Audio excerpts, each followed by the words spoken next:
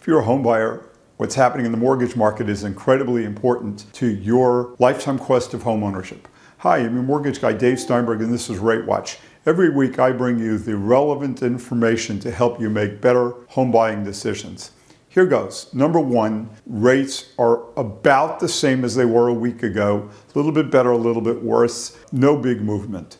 Number two, tremendous amount of volatility.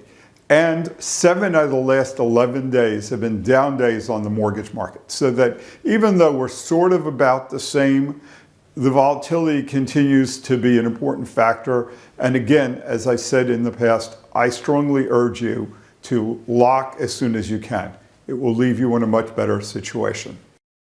Today's topic is APR. So you probably see when you get a loan quote, they'll quote you the interest rate. Let's say the rate will be 6.75%, and then there'll be an APR. The APR is 6.83%. I'm just making that number up, but just for the purposes of understanding what APR is and how it works.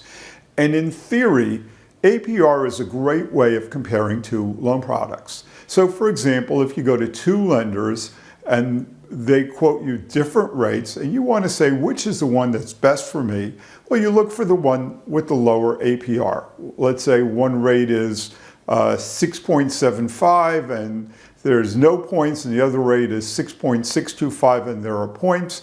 You'd want to see which one has a lower APR as an aid, as a guide toward making a better mortgage decision. But here's the caveat. It's an important caveat. I've been working on financial models and looking at things like this for my entire career. And APRs are a flawed concept because they don't take into effect the entire picture. So let me explain what I mean. Can you imagine if there were two loans that you were looking at? One was a rate of 6.75 and you were paying 0 points. The other one, not only was the rate 6.75, but instead of paying 0 points, let's say the lender was going to give you a $2,000 credit toward closing costs. Now, if every other factor was identical, which one would you pick? Obviously the one with the credit. But the APRs on the two loans could be identical. And that's where there's a fly in the ointment. That's where the APR falls flat.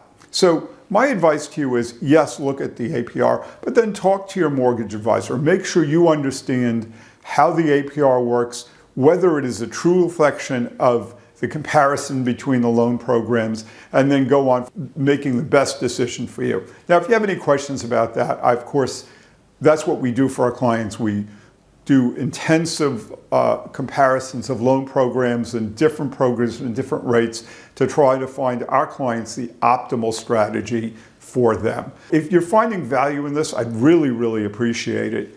If you like this, it's important. It boosts my popularity, and frankly, I'm trying to get the word out to as many people as possible. Thanks. Have a great day.